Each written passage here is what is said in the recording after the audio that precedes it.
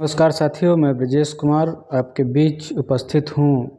उत्तर प्रदेश भवन एवं अन्य सन्निर्माण कर्मकार कल्याण बोर्ड द्वारा संचालित श्रमिकों के लिए विभिन्न तरह की लाभकारी योजनाओं की जानकारी देने के लिए इन योजनाओं की मैं जानकारी आपके बीच रखूं। इससे पहले आपसे निवेदन करूंगा कि हमारे चैनल को सब्सक्राइब ज़रूर कर लीजिएगा। हो सकता है ये वीडियो लंबा हो जाए, लेकिन आप इसे स्किप मत करिएगा, छोड़ के मत जाइएगा।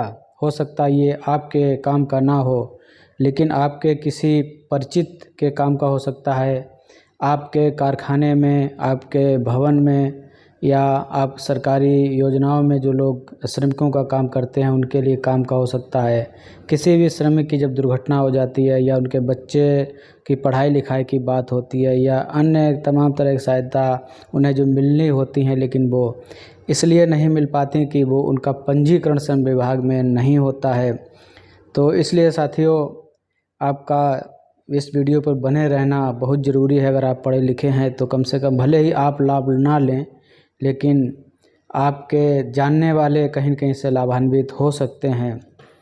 जो श्रम विभाग द्वारा जो 11 तरह की योजनाएं संचालित हैं श्रमिकों के लिए, आज हम गांव में देखते हैं कि हर ग्राम पंचायत में करीब 100 से 150 श्रमिक कार्य करते हैं मनरेगा योजना में। ऐसे श्रमिकों के पंजीकरण करवाना ग्राम पंचायत का दायित्व है कि उनका पंजीकरण करवा दें। पंजीकरण कराने के लिए आप ग्राम पंचायत सचिव से एक प्रमाण पत्र श्रम विभाग के लिए जाएगा कि फला फला व्यक्ति ने जॉब कार्ड संख्या द्वारा इतना श्रम, इतने दिवस श्रम किया है, तो उस आधार पे वहाँ पे पंजीकरण हो जाएगा। और पंजीकरण शुल्क कुछ जमा होता है, वो वहाँ पे जमा होगा। जब श्रम विभाग का सदस्य बने हुए व्यक्ति को कम से कम 365 दिन हो जाते हैं, या एक वर्ष पूरा हो जाता है, और वो उसके बाद फिर कुछ अंशदान होता है, श्रमिक की तरफ से जमा किया जाता है। वो अंशदान अगर बराबर जमा होता रहता है तो उस श्रमिक को 11 तरह की जो श्रम योजनाएं हैं श्रमिकों के लिए, उनका लाभ उनको दिया जाता है। तो सबसे पहले इसमें आता है कि मातृत्व शिशु एवं बालिका मदद योजना। दूसरी योजना है संत रविदास शिक्षा प्रोत्साहन योजना। तीसरी है आवासीय विद्यालय योजना। चौथी है कौशल विकास तकनीकी उन्नयन एवं प्रमाणन योजना। पाँचवीं है कन्या विवाह सहायता योजना। छठी है शौचालय सहायता योजना। सातवीं है आपदा राहत सहायता योजना। आठवीं है महात्मा गांधी पेंशन योजना। नौवीं है गंभीर बीमारी सहायता योजना। और 10वीं है निर्माण कर्मकार मृत्यु एवं दिव्यांगता सहायता योजना। 11वें नंबर पे आती है पंडित दीनदयाल उपाध्याय चेतना योजना। इन योजनाओं का लाभ श्रमिक ले सकते हैं, चाहे वो मनरेगा में कार्य करते हों, किसी भट्टे पे काम करते हों, किसी कोल्ड में काम करते हों, या किसी फैक्ट्री में काम करते हैं। बस उनको उस संस्थान के एक प्रमाण पत्र के आधार पे श्रम विभाग, जो अपने जिला के कार्यालय श्रम विभाग का होता है, वहाँ जाकर उनको अपना खुद का पंजीकरण कराना होगा। पंजीकरण के लिए एक फार्म उनको भरना होगा, और उसके साथ ही कुछ उन्हें अंशदान, कुछ शुल्क वहाँ जो होता है जमा करना होगा। तो सबसे पहले हम देखते हैं कि मातृत्व शिशु एवं बालिका मदद योजना क्या है। तो साथियों, उससे पहले मैं आपसे एक निवेदन करूंगा कि अगर हो सकता है वीडियो आपके काम का ना हो, लेकिन आपके किसी न किसी परिजन के काम का ज़रूर होगा, तो आप इसे पूरा देखिएगा ज़रूर। और हो सके ऐसे जब भी किसी के साथ इस तरह की कोई सहायता हो तो आप इसकी सहायता ले सकते हैं, उनका पंजीकरण करा सकते हैं, उनको विभिन्न तरह की श्रम विभाग द्वारा संचालित योजनाओं का लाभ भी दिलवा सकते हैं, चाहे वो मनरेगा हो या अन्य योजनाएं हों। तो हमारे वीडियो को पे जो हमारा YouTube चैनल है उसको सब्सक्राइब ज़रूर कर दीजिएगा, जिससे आप हमेशा हमसे जुड़े रहें, और जो भी सरकारी योजनाओं से संबंधित मैं वीडियो अपलोड करूं, उस वीडियो की सूचना आप तक पहुंचे और उसे जान पाएँ। तो सबसे पहले हम देखते हैं कि मातृत्व शिशु एवं बालिका मदद योजना क्या है। तो इस योजना की पात्रता जो है कि मातृत्व एवं शिशु योजना का हित लाभ श्रमिक के प्रथम 2 प्रसवों तक सीमित है। इसका मातृत्व हित लाभ महिला श्रमिक की दशा में संस्थागत प्रसव में ही देय है। बालिका मदद योजना का लाभ पहली कन्या संतान एवं दूसरी संतान भी बालिका होने पर हित लाभ देय है। निसंतान दंपत्ति में कानूनी रूप से गोद ली गई बालिका को भी ये लाभ दिया जा सकता है। और जो इसमें आवश्यक अभिलेख हैं उसमें एक अद्यतन पंजीकरण, जो आपने कम से कम साल भर पहले पंजीकरण कराया होगा और आप उस श्रम विभाग के बराबर उसका जो आपका नवीनीकरण है उसका करवाते रहना होगा। तो अद्यतन पंजीकरण और राजकीय अस्पताल में संस्थागत प्रसव, गर्भपात, नसबंदी होने संबंधी प्रमाण पत्र, ऑनलाइन जारी जन्म प्रमाण पत्र, वैधानिक गोदनामा, परिवार रजिस्टर, आधार कार्ड तथा बैंक पासबुक की छाया प्रति।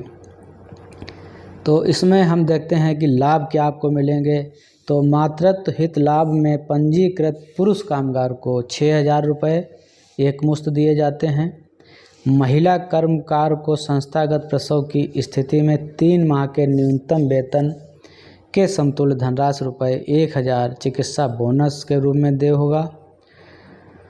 महिला श्रमिक को गर्भपात होने की दशा में 0.6 सप्ताह के समतुल्य तथा नसबंदी कराए जाने पर 2 सप्ताह के समतुल्य न्यूनतम वेतन श्रम विभाग द्वारा दिया जाएगा। शिशु के पुत्र होने की दशा में संबंधित श्रमिक को एक मुश्त 20,000 रुपये, पुत्री होने पर 25,000 रुपये शिशु की दर से देय होगा। तो आप इसे पढ़ भी सकते हैं, समझ भी सकते हैं। अगर चाहें तो आप नेट पे जाके सर्च भी कर सकते हैं। तो बहुत ही कल्याणकारी योजनाएं हैं श्रमिकों के लिए। बस आपको पंजीकरण कराना बहुत ज़रूरी है। अगर आपका पंजीकरण है और नियमित सदस्य हैं श्रम विभाग के तो आप इसका लाभ ले सकते हैं। दूसरी योजना चलती है कि संत रविदास शिक्षा प्रोत्साहन योजना। बाकी पात्रता की बड़ी सारी शर्तें हैं। बोर्ड जो पात्रता है, बोर्ड में पंजीकृत एवं अद्यतन रूप से सक्रिय हो। निर्माण श्रमिक द्वारा पंजीयन के उपरांत कम से कम 365 दिन बोर्ड की सदस्यता अवधि पूर्ण कर ली गई हो।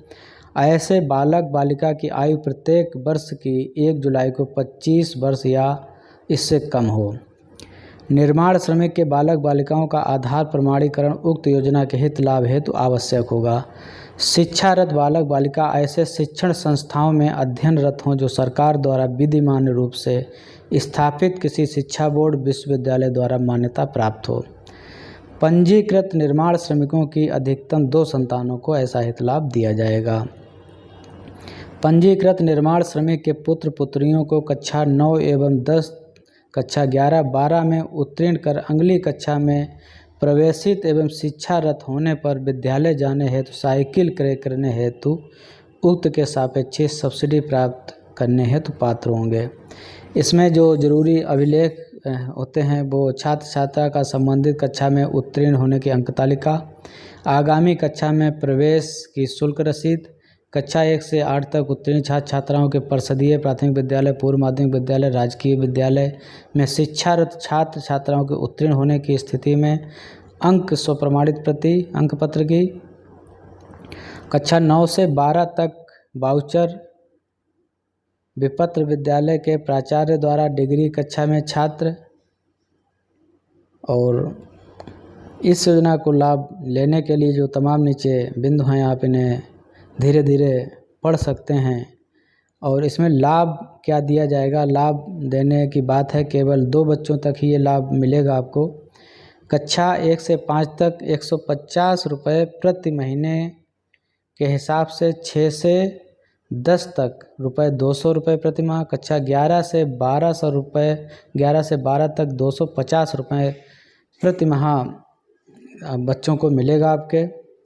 IIT अथवा समकक्ष प्रशिक्षण हेतु सरकारी शुल्क के समतुल्य स्नातक हेतु रुपये 1,000, परास्नातक हेतु रुपये 2,000, इंजीनियरिंग मेडिकल परास्नातक हेतु रुपये 8,000 प्रति माह, अनुसंधान हेतु रुपये 12,000 देय है। अगर आप श्रम विभाग में पंजीकृत हैं और आप श्रमिक हैं।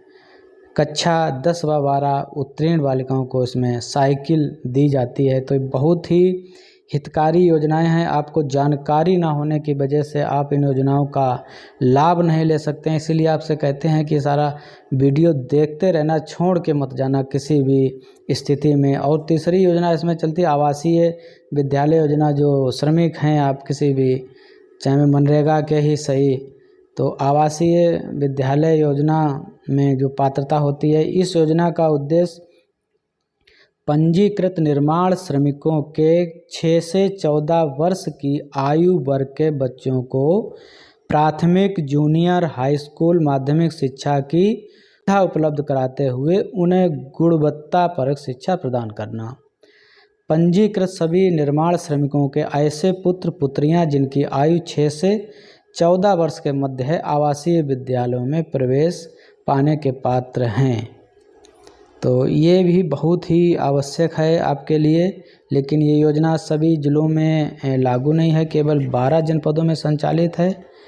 तो देख लीजिएगा आपके जनपद में अगर इस तरह की योजना संचालित है तो आप उसका लाभ ले सकते हैं। और फिर आता है कि कौशल विकास, तकनीकी उन्नयन एवं प्रमाणन योजना। अगर आप किसी तरह के कारीगर हैं, कोई प्रशिक्षण लेना चाहते हैं उससे संबंधित, तो सरकार आपको प्रशिक्षण देगी। आवेदक जो पात्रता है इसमें कि आवेदक स्वयं, उसका पति, पत्नी, पिता पंजीकृत निर्माण श्रमिक हो और उसका अंशदान अद्यतन जमा हो। यदि पंजीकृत श्रमिक का स्वयं प्रशिक्षण प्राप्त करना चाहता है तो उसकी आयु 18 से 35 के मध्य होनी चाहिए। आश्रितों के संबंध में उनकी पत्नी की कोई आयु सीमा नियत नहीं है। अविवाहित पुत्री की कोई अधिकतम आयु सीमा नियत नहीं है। आश्रित पुत्र की अधिकतम आयु 21 वर्ष है। जो आवश्यक अभिलेख वही है कि पंजीयन प्रमाण पत्र हो, अद्यतन अंशदान जमा होने का साक्ष्य हो आपके पास, जिस विद्या में प्रशिक्षण प्राप्त करना चाहते हैं उससे संबंधित आवेदन पत्र होना चाहिए आपके पास। जो इसमें हित लाभ है कि उत्तर प्रदेश कौशल विकास मिशन द्वारा निःशुल्क प्रशिक्षण प्रदान किया जाता है। पंजीकृत श्रमिकों द्वारा स्वयं प्रशिक्षण प्राप्त करने की दशा में अकुशल श्रमिकों को न्यूनतम वेतन के समतुल्य धनराशि की प्रतिपूर्ति की जाती है। और उसके बाद फिर आती है कि कन्या विवाह सहायता योजना की बहुत ही आवश्यक योजना है हमारे समाज के लिए, गरीब परिवार के लिए, गरीब व्यक्तियों के लिए, श्रमिकों के लिए। तो इसमें जो पात्रता बताई गई है कि निर्माण श्रमिक द्वारा पंजीयन के उपरांत कम से कम 365 वही बातें हैं, और विवाह संपन्न होने के 1 वर्ष के भीतर सामूहिक विवाह की स्थिति में 15 दिन पूर्व आवेदन का प्रावधान किया गया है। इसमें लाभार्थी श्रमिक की पुत्री का आधार प्रमाणीकरण को अनिवार्य कर दिया गया है, और हित लाभ 2 संतानों की सीमा तक सीमित कर दिया गया है। प्रश्नगत पुत्री तथा प्रस्तावित वर द्वारा क्रमशः 18 वर्ष और 21 वर्ष की आयु का पूर्ण कर ली गई हो। निर्धारित आयु पूर्ण करने के पश्चात योजना का लाभ ले सकते हैं। इसमें अब जो आवश्यक अभिलेख हैं, संबंधित पुत्र और पुत्री वर की आयु के संबंध में जन्म प्रमाण पत्र लगेगा, विवाह का कार्ड लगेगा जो प्रमाणित हो। यदि पुत्री गोद ली है तो उससे संबंधित यथा प्रमाणित अभिलेख होना चाहिए। और लाभार्थी पंजीकृत श्रमिक के कुटुंब रजिस्टर, राशन कार्ड अथवा इसके समतुल्य अभिलेख की स्वप्रमाणित प्रति भी इसमें लगेगी। विवाह होने संबंधी का फोटोग्राफ जो कि श्रमिक द्वारा प्रमाणित हो। पिछले 12 महीने में कम से कम 90 दिन भवन सनिर्माण प्रक्रिया में कार्यरत होने का निर्धारित प्रारूप पर नियोजन स्वघोषणा प्रमाण पत्र भी उसमें साथ में संलग्न हो। पंजीकृत श्रमिक द्वारा राज्य अथवा केंद्र सरकार के अधीन संचालित समान प्रकार की योजनाओं का हित लाभ प्राप्त न होने का स्वघोषणा पत्र संलग्न करना होगा। और इसमें जो लाभ दिया जाता है वो है कि पंजीकृत निर्माण श्रमिक को समस्त अर्हताओं की पूर्ति की स्थिति में उसकी पुत्री अथवा पंजीकृत निर्माण महिला श्रमिक